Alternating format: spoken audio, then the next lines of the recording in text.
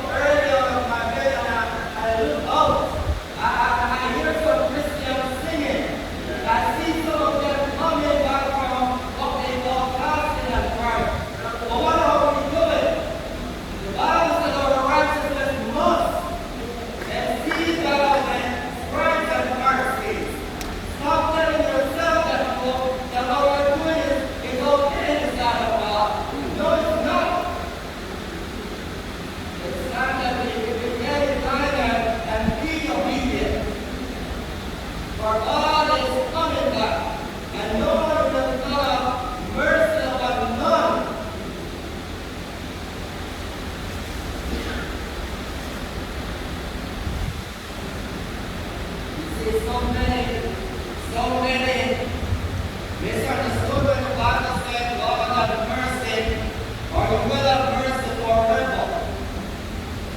Yes, He will have mercy forever, but not necessarily to you or to me.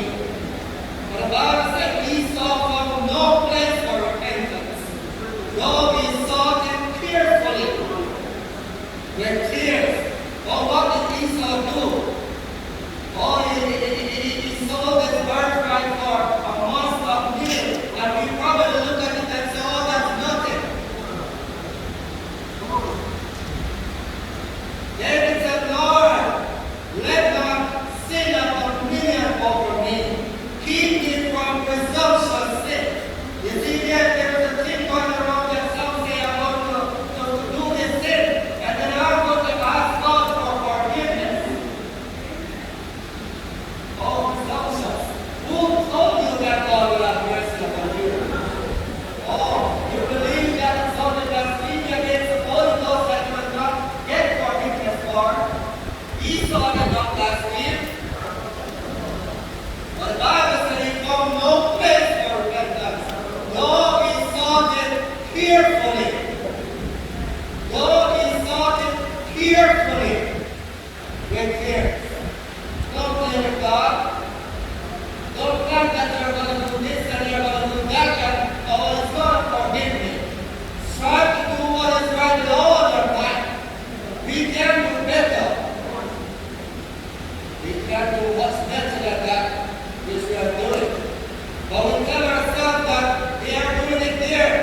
They are doing it here. They are doing it on the road. But as I told one saint a few weeks ago, just as how you have disobedient saints, you have disobedient ministers just the same. And all must do what the Lord has of us. Do you believe that ministers just do whatever they feel like? No, it's not so. The Word of God says, woe unto the ministers that lead my people astray.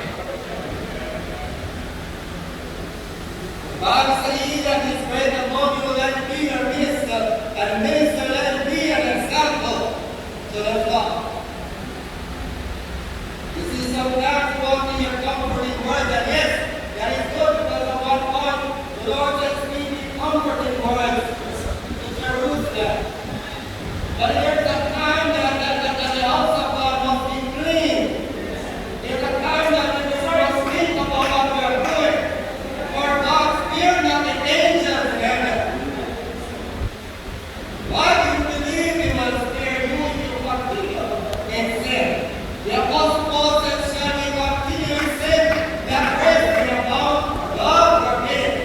And though every time we try to do good, evil presents itself, still we can do better.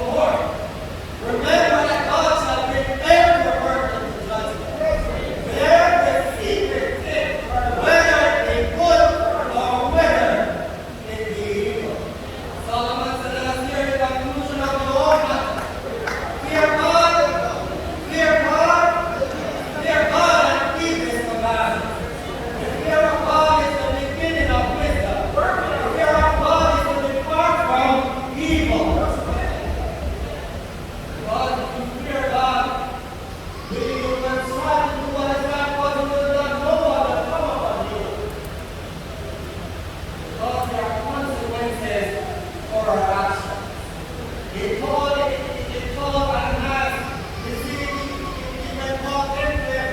He said, the Lord said, you should touch me. I opened my eyes. Ananias said, no, I will not do it because of all the evil that he has done to the church. But the Lord said, he's a chosen vessel.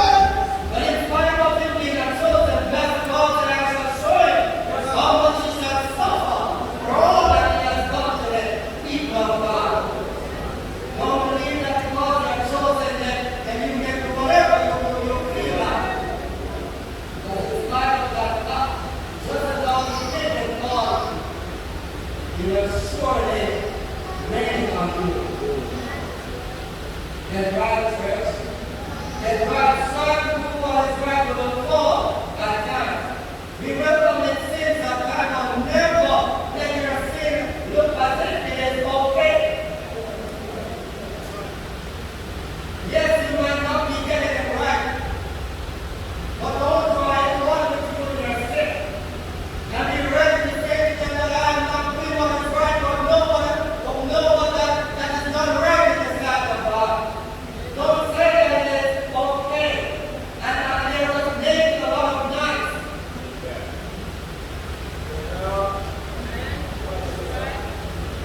God is coming down for our church. Without spot, without wrinkle, not even a blemish. For we